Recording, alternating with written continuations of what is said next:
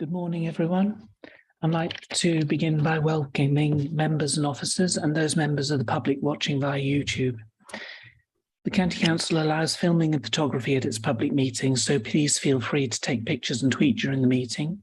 Can I ask, though, that everyone present turns their mobile phones to silent or vibrate whilst the meeting is taking place? There is no fire alarm test scheduled for today, so if the alarm sounds, I will adjourn the meeting and we will all make our way downstairs via the nearest available fire exit, which is through the middle doors on my left. The muster point is in the car park to the rear of the building. Item 1, Dawn, do we have any apologies? We have apologies from Matthew Pink, Lee Fanco and Sarah Haywood. Thank you. Does any member wish to declare any disclosable pecuniary interest or non-statutory disclosable interest? Yes, thank you, Chair. John Walker. I'm a retired member of the scheme. Son and daughter-in-law are both deferred members. Thank you, Edna.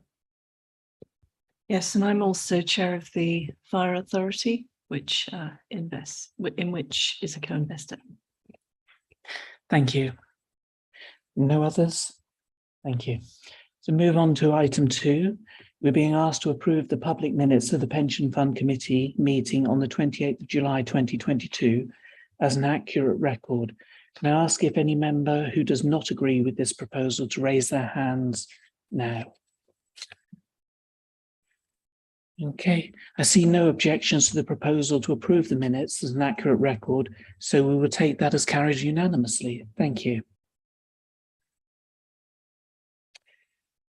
Item 3, we have received no petitions or public questions. We move on to item 4. It's the internal audit report. Can I ask Scott Peasland and Anand Persod of West Northamptonshire's Council's Internal Audit and Risk Management team to present this report? Thank you, Chair. Can everybody hear me okay? Yes, we can hear you in the room. Thank you. That's good. Thank you.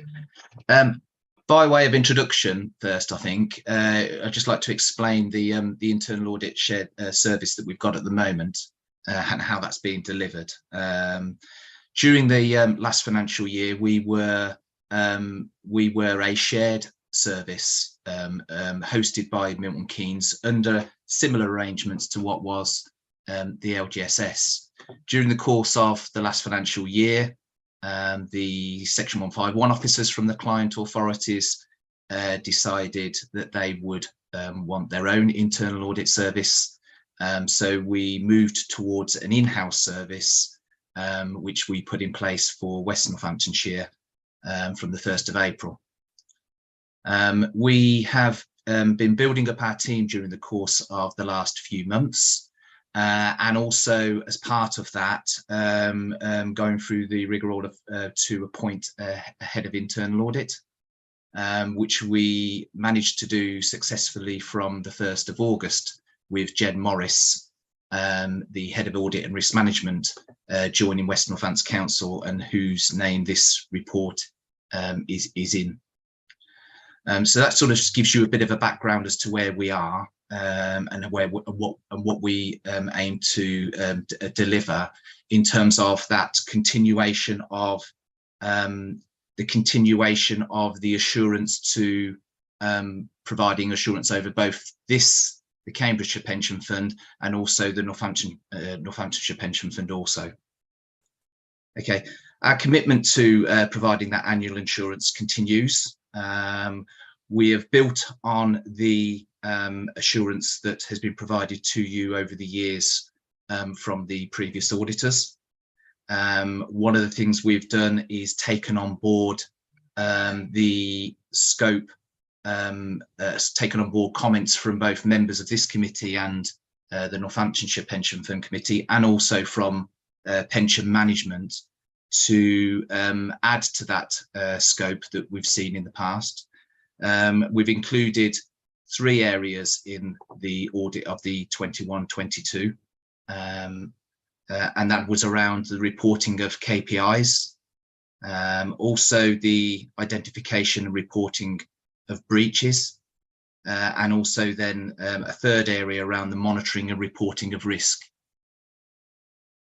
The results of the audit have been positive one.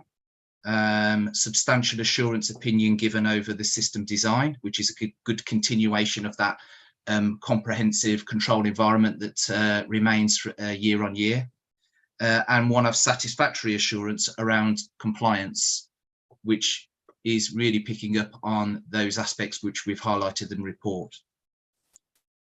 There are 7 recommendations that we've made as part of the report. 2 of those were finalised during the course of finalising that report.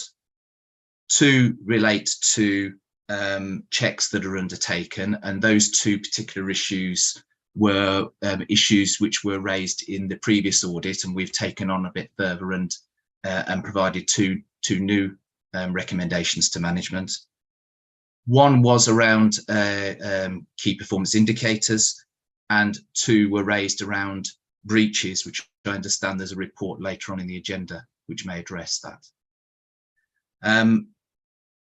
Anand Prasad is my colleague who's online also. He did the audit and he's able to provide any answers to any detailed questions. But rather than me going through any further detail on the report, I leave it to the committee to consider and come back with questions that they may have. Thank you for that. Members, do you have questions you would like to put to? Yes, Andy. Thank you, Chair. The question I have is around the concerns that were expressed for officers dealing with issues beyond their authorisation level, and what controls are now in place to mitigate that, because I think that's somewhat concerning if much larger amounts of money are being authorised by junior staff. Thank you. Okay, the details of the report, and particularly probably around recommendation 3, which is around what Mark Whitby and his team have done to address what was considered the checking limits, and I know they've done some further work on that. I don't know whether Mark's there to provide some further comment around that and management's response. Yes, of course. This is a strange one because actually our checking limits were in the main based on the value of the pension. And then if someone has a pension of a certain value, that produces a lump sum of a value. And we allowed the pension to drive the lump sum limit. So effectively, there was no explicit limit around the lump sum. What this was where there is a type of benefit where there is sometimes no pension. It's just like a death grant. There may not be a dependent's pension. And so there was nothing actually set out as to what that limit was. And so we've effectively put that in place. So we've looked at what the limit was for normal lump sums and applied that to death grants in a proportionate manner. And so it's effectively the absence of a checking limit. But in effect, what happened was staff were effectively using what they, what the normal limits were, but it just wasn't set out in writing. And in a similar way with some of the other things where we've just not updated. We know people have the required skill and we've moved them on to check-in. Sometimes our list of who can check hasn't been updated as well. It's it's almost a housekeeping point around it as opposed to people doing something they shouldn't. Very reassuring. Thank you. Thank you. Alan.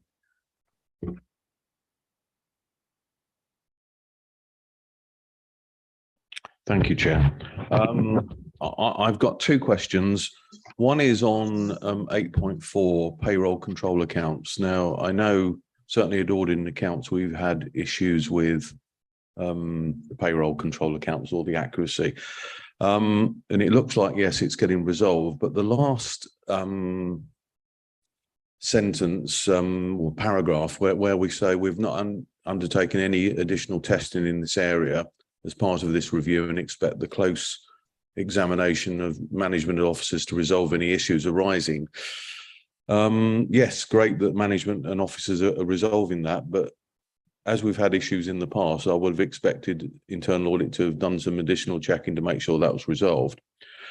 And the second thing, linking on from that, my second question is, certainly I know from auditing accounts we've had issues. What what linkage do you have with the county council's internal auditors in terms of issues that they're, I know it's around payroll and contributions probably is where there's that link, to make sure that both of you are satisfied with the output or the results, if that makes sense. Thank you. Yeah. Yes, it does. We are also responsible as West Northampton Council. Obviously, the payroll service is delivered by West Northamptonshire Council to both Northamptonshire, Cambridgeshire and Milton Keynes as clients. And we have a duty to also audit that particular area for all 4 clients. We've done some, and we've just recently finished our 21-22 work on the payroll and provided an overall opinion to Cambridgeshire internal auditors and Cambridgeshire management. One of the key aspects from that work, which was not within our scope, was around the payroll control account reconciliations, which was based on the opinion that Section 151 officers from each of the authorities, as did finance management and internal audit management, understood that there was a particular issue around control account reconciliations. So there was no point in us at that point going in and doing detailed work around something that was already a known issue. It is an area for us whereby we would expect each client management to be addressing those issues directly. We will be coming back early in the new year to pick up a particular piece of work around our follow-up around the payroll work, but we will also be picking up on control account reconciliations at that stage also. So until then, we don't know whether each of the clients, and Cambridgeshire being pertinent to your own area, have addressed that particular issue yet. And that's something that we're awaiting on feedback from management from. Okay, thank you for that.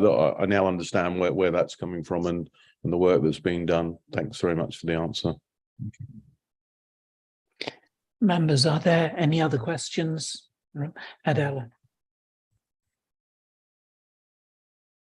Yeah, excuse me. I was just a bit concerned about the large number of queries, 3,274, that had not yet been resolved, and I wondered what was happening.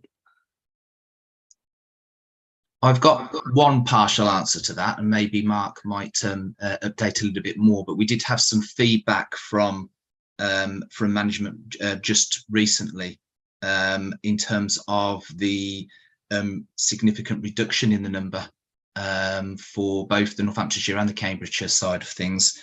And I had a figure of it reduced to 816 at a point recently. So I don't know whether Mark wants to add to that point or give us a bit of a further update. Yes, sorry, not in terms of the number, sorry, just in terms of the timeline. So I did lose my systems and projects manager who this action was allocated against. So Joe Kent has taken over that role now, who used to support this committee. And what I've agreed with her is by the end of November, every single query will either be either closed down, or we will have gone back to the scheme employer with a final deadline to effectively to say, if you don't give us this information by this date, we will be at a point where we would be able to fine the employer at that point. So I'm expecting to effectively be in that final point by the end of November. I do think there has been that we have had a discussion even after this report was produced as to exactly what the numbers were, because they were not what we would traditionally think of as year-end queries. Some of them were queries during a year that may well have been superseded by our year-end query anyway. So I think I would say that. But what this is all around is, and where our weakness has been the management of chasing information from scheme employers. So We think there might be something wrong with some of the information we've provided. We don't definitely know, but there's a good possibility that there is. And so we've queried it with the employer, and the employer has failed to respond. And that's what's left this large number of queries at year end. But by the end of November is when we'll have it done. Okay, members, any other points that anyone wants to raise at this time? No. If not, I'd like to thank the team for the work that's been done, and no doubt you will be picking up and following up on the points that you have, any areas of concern in due course. Thank you for that. Thank you. Committee is asked to note the internal work during 2021-22. Are we all happy to do so? Thank you very much. Okay, so we'll move on to item 5, which is the external audit plan for Cambridgeshire Pension Fund for 2021-22. Can I ask Ben Barlow, Investments and Fund Accounting Manager, to introduce this report? Yeah, thank you, Chair.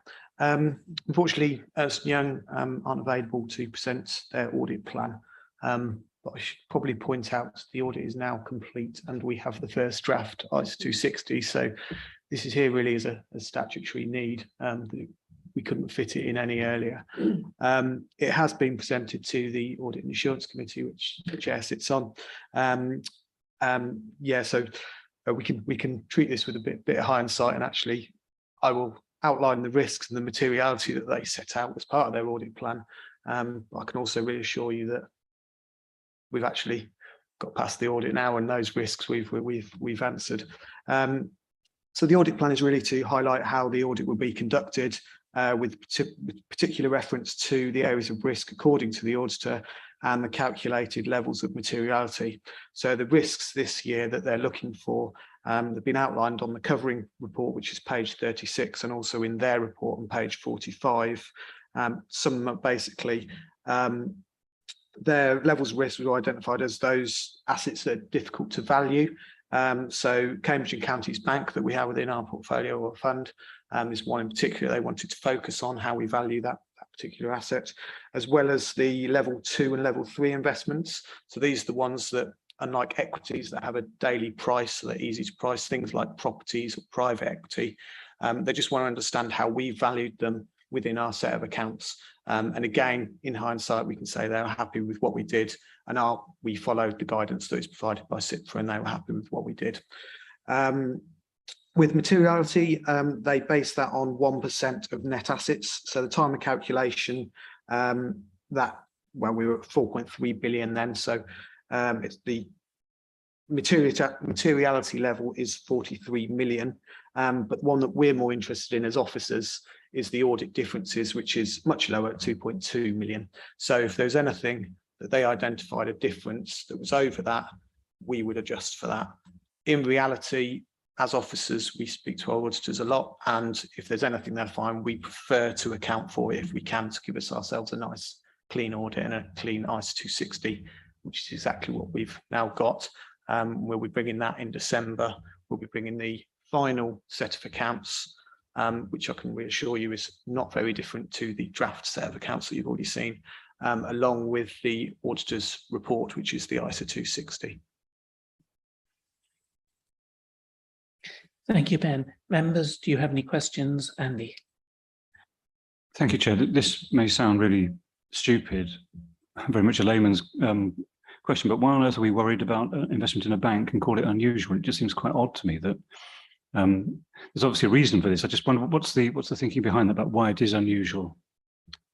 It's just unusual. It's a hard one to value. That if you want to come in there, Mark, at all, and we would get another firm in to do that valuation for us, and they just want to check that they're doing it in a way, in a process that is following guidance, and basically the valuation they come to is a similar valuation to what Ernst & Young would expect. Yeah, we directly own the bank. This is the issue. So we own it with Trinity Hall College in Cambridge, 50% of the equity each, and we also have some debt with them as well. So it's a very unusual investment for any pension fund. Although I think the T side have now brought some of the bank as well. But that's the reason why it's difficult. Thank you. I did wonder whether it was direct ownership, and you've answered it, so that's lovely. Thank you. Edna. Maybe I'm not understanding it properly, but I'm a bit concerned that we partially own a bank with a college. It seems like a very unusual kind of thing for a county council to do. And it seems that there are potentially open-ended risks there because it's an unusual type of bank. And, you know, it just opens up a lot of questions for me.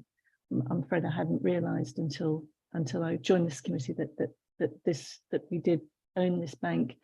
And the fact of finding it difficult to value, I can understand it's our asset, so we need someone to validate it. But are there intrinsically difficult? I picked up from the report, and perhaps I've misunderstood it. I'm happy to be corrected. That there were sort of intrinsic difficulties about valuing it, and that raises questions for me. It may tick a box, but what I'm saying is I'm just sort of struck by that, and I'd be happy to get your thoughts on it. I mean, unquestionably, obviously, if a pension fund owns a direct investment, whereby it's put in tens of £millions into one single asset, as opposed to putting money into effectively a private equity fund, for example, which is spread over a variety, there are additional risks, but therefore, you obviously would expect to be compensated with additional reward as well. So it's been a long-term holding.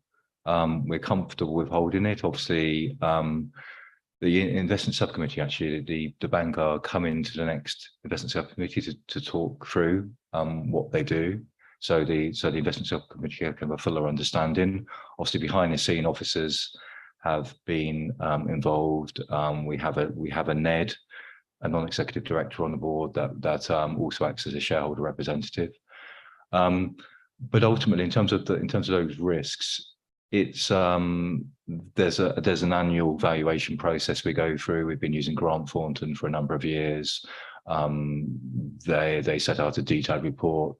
The value of the bank is agreed based on that report with the Section 151 officer. So at the very, very highest level within the authority, we agree the price, and then that is independently, and perhaps where Ernst & Young have come in and identified as, there are risks here, they then look at that valuation process and audit that and make sure that they agree with the price that's gone in within the accounts. So there's a lot of rigor within that process. Thank you. Can I come back on that, which is, I mean, a college, may have a lot of assets, but ultimately it's actually a very small organisation, staff-wise. So it's very dependent on who happens to be the bursar at the time. And this bank was set up 10 years ago, so it hasn't been through a banking crisis, as it were. And what risks are there for the county council in having so much co-invested in a bank which is an unusual type of bank? Does it comply with all the regulations that apply to other banks, etc.? Yeah, I mean, in terms of obviously there is an entire governance structure involved within the banking industry that obviously it has to comply with. So it was a challenger bank. It has grown into pretty much a medium-sized bank actually now, and therefore sort of the capital requirements as it grew were looked at by the regulator, and more capital had to be put in to effectively deal with the increased risk. But in terms of, to us, it's clearly a far, far smaller investment, and compared to the size of the fund. So you're talking under 50 million in total, including the debt, on a fund of over 4 billion. So to us, it's a small investment, but one which we want to look after well. You're right, compared to the college, that's a much more significant investment for them. The reality is, of course, that even if you wanted to sell a bank, it's not a particularly easy process. So these are fair. There's something like this is a very liquid investment. That's not to say that you couldn't sell it if you wanted to, but you know, you'd have to create the market for it.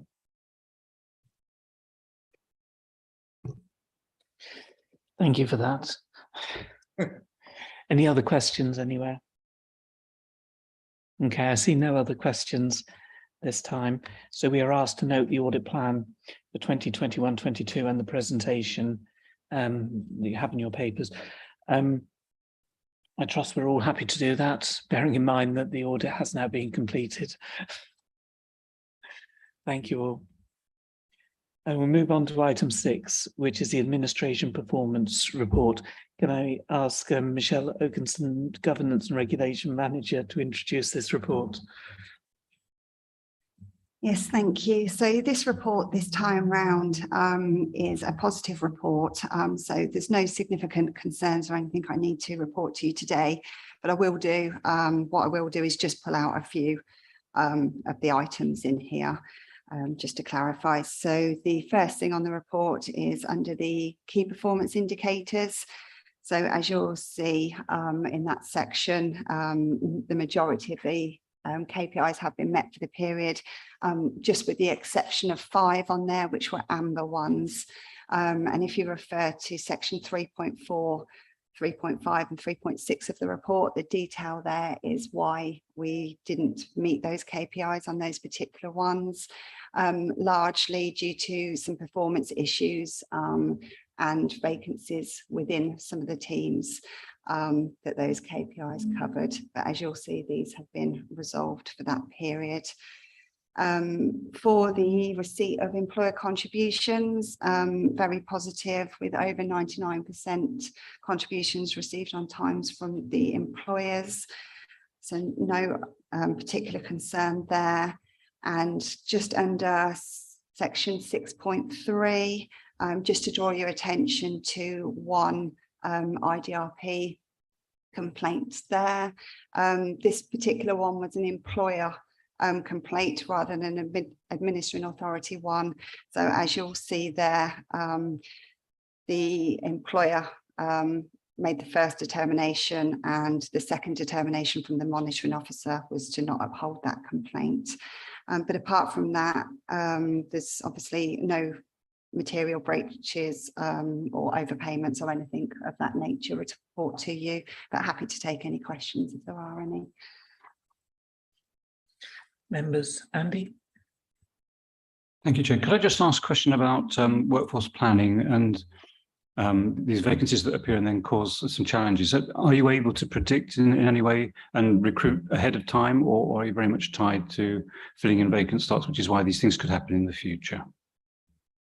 I don't know whether Mark wants to say more about this, but from what I understand, we've had quite a good recruitment campaign going on for the last few months, which has seen these vacancies been filled, as with some other vacancies within the service. And I believe we're more or less up to full establishment now, are we? Or until one person leaves, or yeah, I mean, so I guess I should say that the budget is built on the basis that we would be carrying about 6 vacancies at any one point. So that's what my expected level. I think the most we pushed up to around about 10, which was probably about 3-4 above where I'd hoped to be. The problem, as much as anything, has been we do allow people to rotate around teams, and probably our highest pressure team is the one that deals with retirements for obvious reasons, and so people do rotate out of that. It's actually keeping the right skill mix within the service and trying to also allow people to come off of that intense pressure in that team when we feel it's appropriate. I was going to mention it in the business plan, but the one thing I have recognised, because one of our areas is not delivering the required volume, and I believe it is partly a resource issue, is across the 2 funds I'm putting in 3 extra people to deal with one area. So that has created a few more vacancies as well. But we've got I think 6 new people joining across October and November. So we are better than I thought we would be, slightly, in terms of staffing, if that gives reassurance. If I could just follow up, is in terms of the sort of skills you require, is there a fairly lively market for that, and you find that you are getting recruits, or is it a difficult challenge for you? It's very difficult to get experience, particularly at the more senior levels. So we do try to build people up in terms of their skill set, so they can take over, and always make sure we've got a successor, available for any role. That's the ideal scenario. We don't have too much problem getting people in with the right skill sets to join as pensions officers, because it's a sort of a broad mix of skills that we require for that. And so that is what we tend to do. We tend to bring people in as officers, and then they get promoted through if they have the right skill set.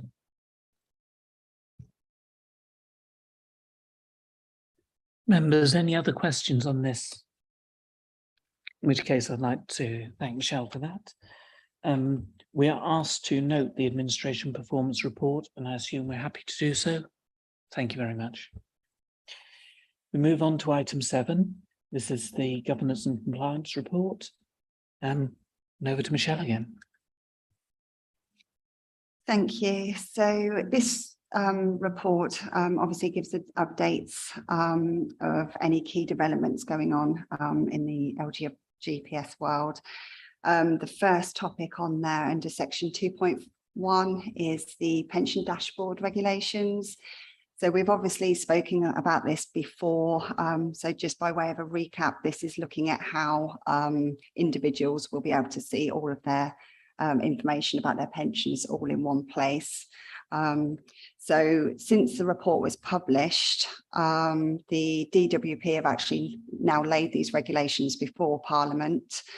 And in terms of where we are with that, there has been no change to the proposed staging date.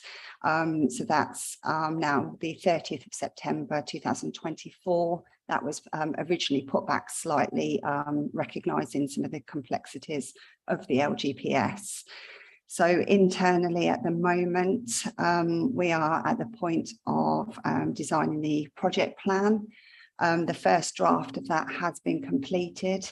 So this is really going to look at how internally we're going to manage this as a project and make sure that we are on track for that staging date of the 30th September 2024. Obviously, it will cross over key areas within the service, but reassurance that we do have that in place, and that will be finalised very shortly, and we will obviously keep you updated with those developments at each meeting. The second topic on the report is the Scheme Advisory Annual Report. So really this is just a flag that the Scheme Advisory Board have now published their report as at the 31st of March 2021. And really this just confirms a snapshot of the LGPS universe. As you'll see there, some of the key areas from the report are things like total membership increase and increase in assets. The link to the full report, if anybody would like to view it in their own time, is in 2.2.3. The only other thing really to mention on this report is in the appendix. So what we've done is, as you'll see, we've got the training plan. So we've put together all the training that has been delivered so far and what's due to be delivered going forward. The key one just to mention at this particular meeting is the conflicts of interest training to be delivered on the 25th of November. Hopefully everybody now should have received an invite from Aon for this, but if not, please let me know and I will arrange this for you. So the thinking behind this particular training is following the Good Governance Review. And it's basically highlighted that the way that we manage our conflicts needs to be at a fund level rather than administering authority level. So that will mean some changes in the way that we operate in this area.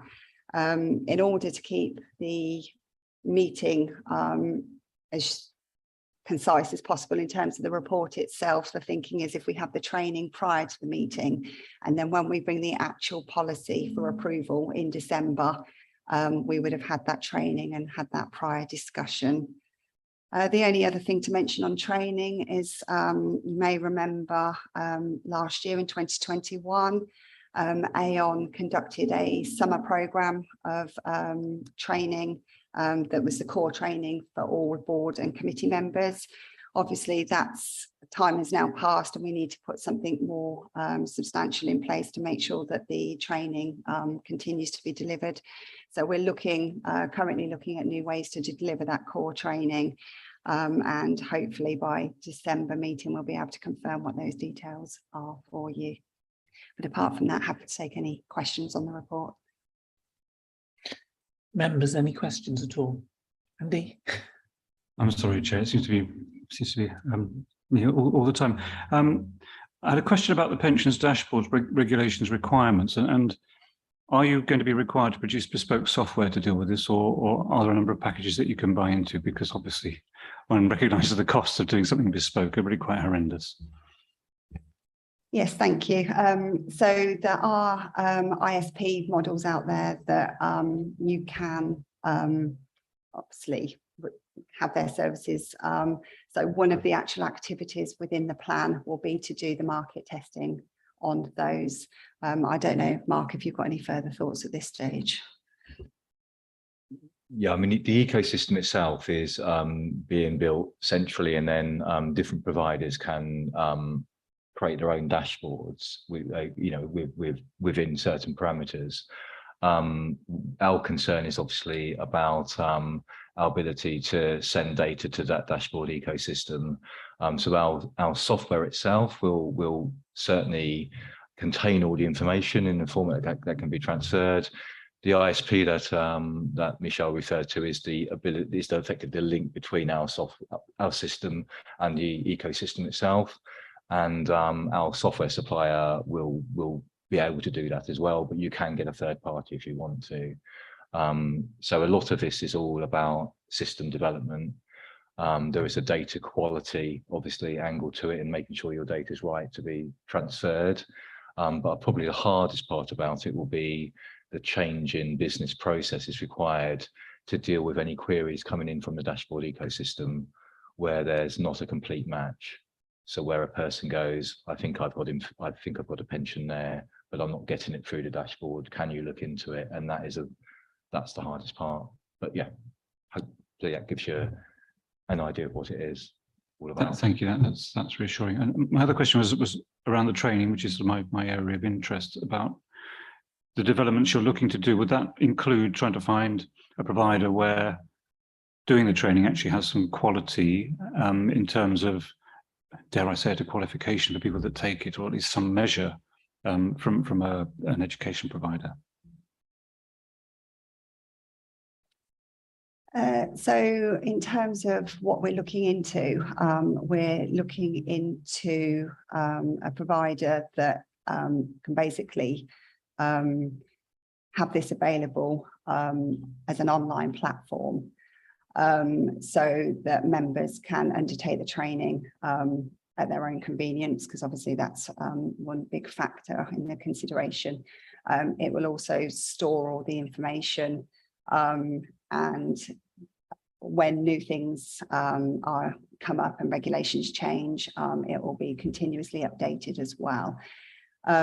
What we would have to do is just check, obviously, the qualifications behind that, just to make sure that that meets what we need it to, and we can do that as part of the formal discussions with them. Thank you very much. Thank you for that. Alan. Yes, thank you, Chair. Just really touching on training again, and it's slightly touching on what Andy's just said. I'm looking at the appendix, and I'm sure we all get loads of invites to various things, and we've got various things on that list there.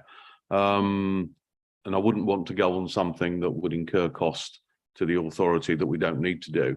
So thinking about December, it would be, from my point of view, I don't know how the members feel, it would be useful to have something. This is the real core stuff you need to do. These are the things that could be of interest, but are not necessary. So, because obviously we've all got, I mean, I'm sure I'm the same, my diary gets flooded with invites on stuff, and it's trying to pick what's necessary. And then obviously if you've got a clash, the ability to be able to go back to it afterwards by recording would be helpful. So, but trying to get a steer on what we really should be doing, from my point of view, would be very useful.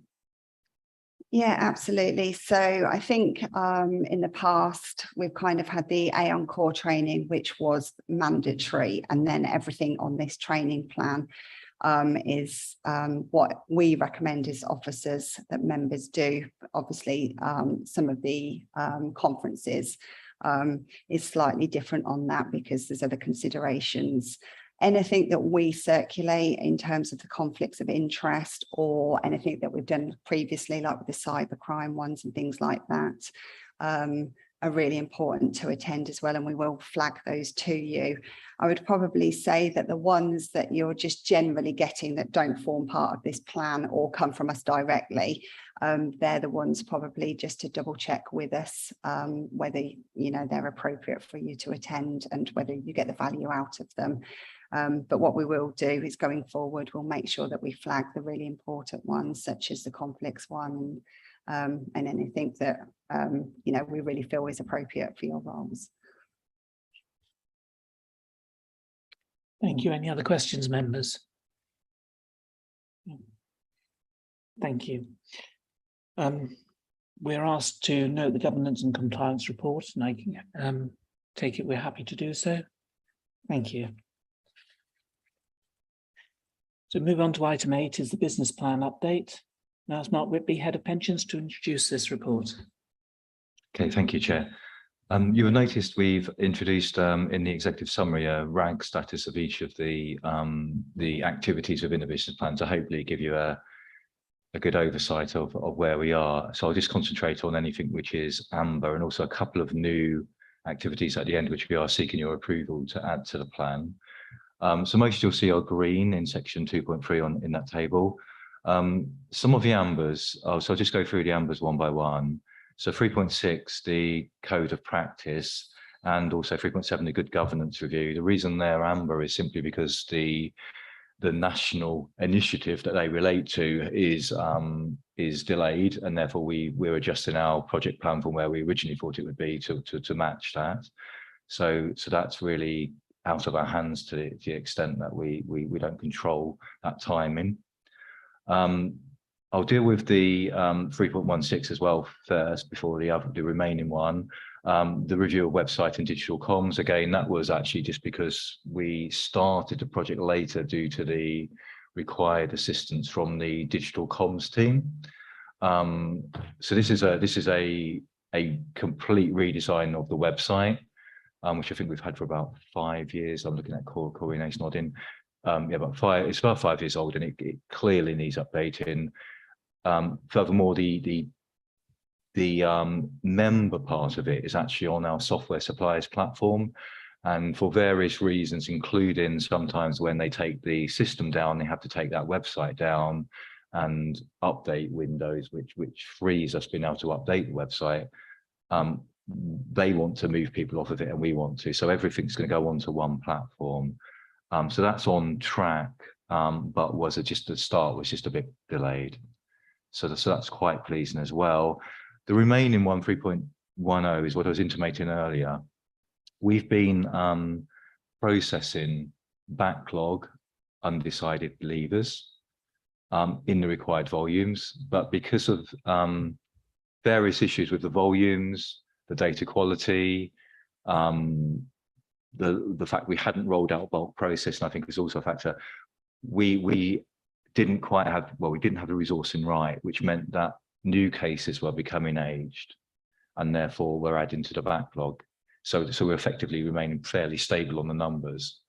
So what I agreed with the section 151s and then discussed with the chair and vice chair of each fund was putting in 3, as I said, extra bodies within the business as usual team to hopefully get on top of that, which means that any backlog we clear will then be eaten into the numbers.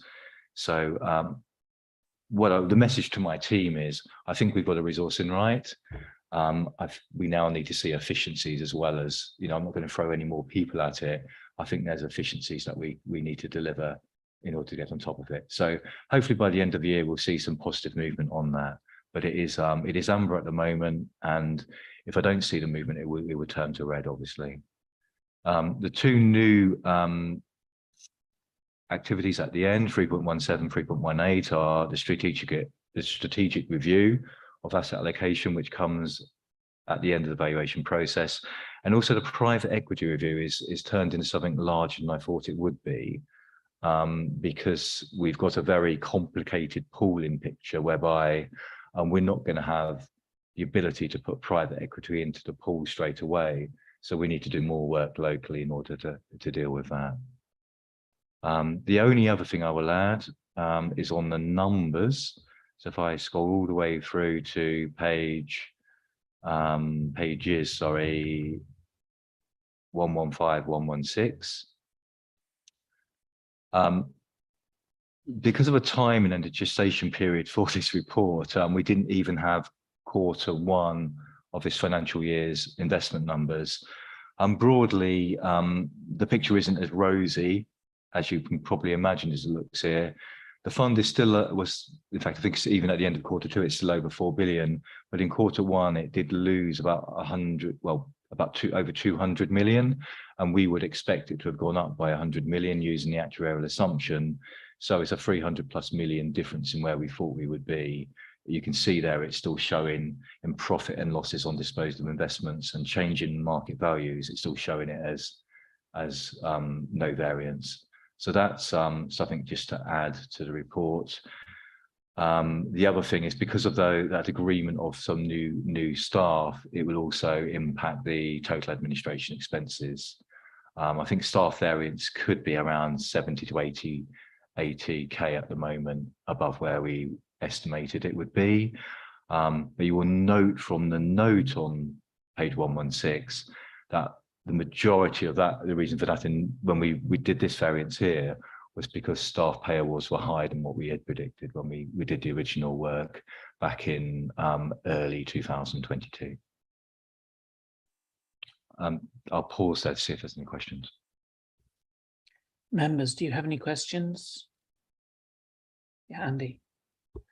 Thank you, Chair. Appendix B, the Climate Action Plan. You might be aware that there was a motion in Peterborough City Council most recently seeking a report from this committee on their divestment strategy a year hence. I just wondered whether that was factored into your Climate Action Plan as a requirement placed upon the pension scheme, and whether you're able to service that.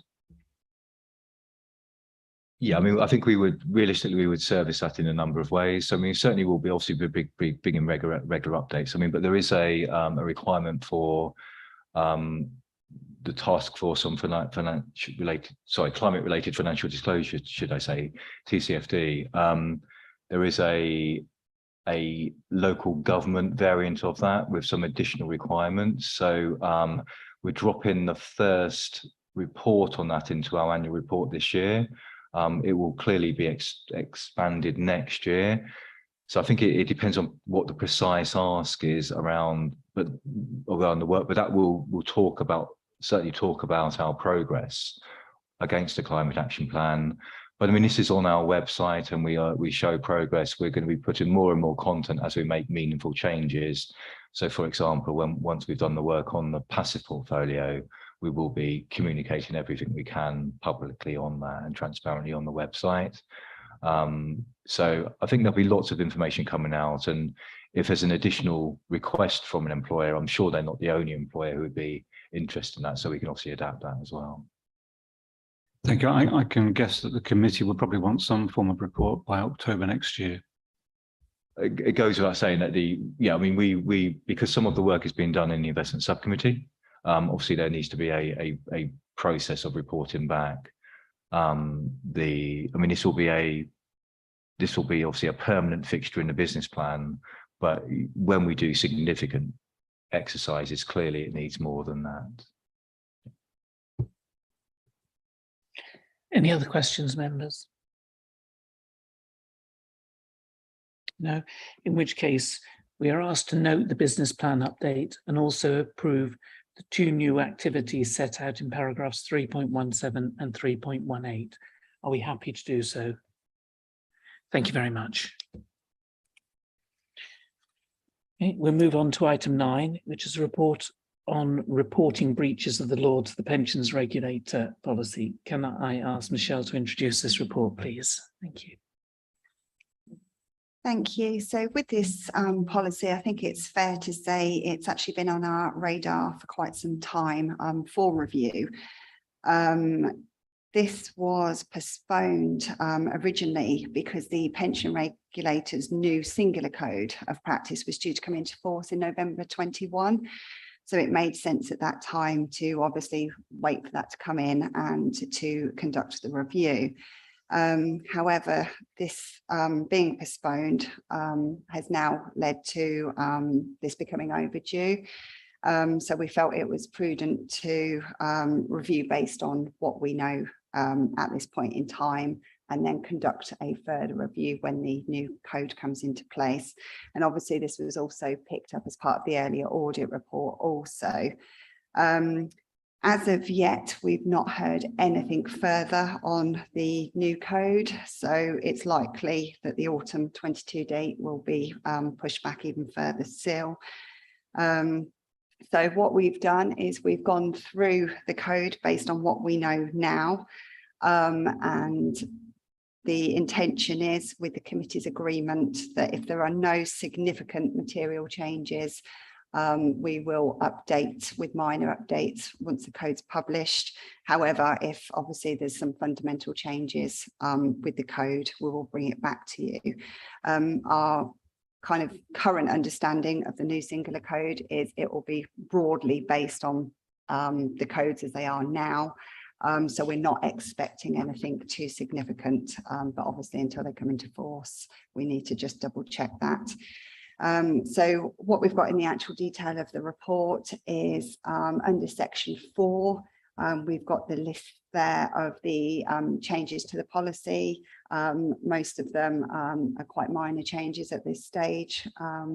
So things like the clarification on material significance, and the single point of contact as the head of pensions rather than the administering authorities, and nothing can kind of slip through the gaps there. We've also just completed the report a bit more, so the policy with the response to a report and the failure to report, just to make sure that we've got in the correct potential measures that will be taken, and the pension regulators' likely view if we didn't report in a timely manner. As you'll see into section 5 of the report, this went to the local pension board in July for review, and there's a few comments there that we've also undertaken in terms of the policy, just in terms of making sure it's clear in what we're saying. So those have also been added, and as you'll see in the appendix, we've got the clean version in appendix 1 and a tracked version in appendix 2 to hopefully make those changes clearer. But apart from that, I'm happy to take any questions on the policy at this stage. Thank you. Members, any questions on the policy?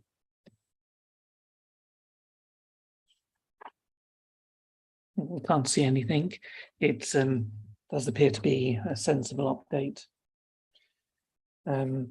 So the committee is asked to approve the reporting breaches of the law to the pensions regulator policy. Are we happy to do so?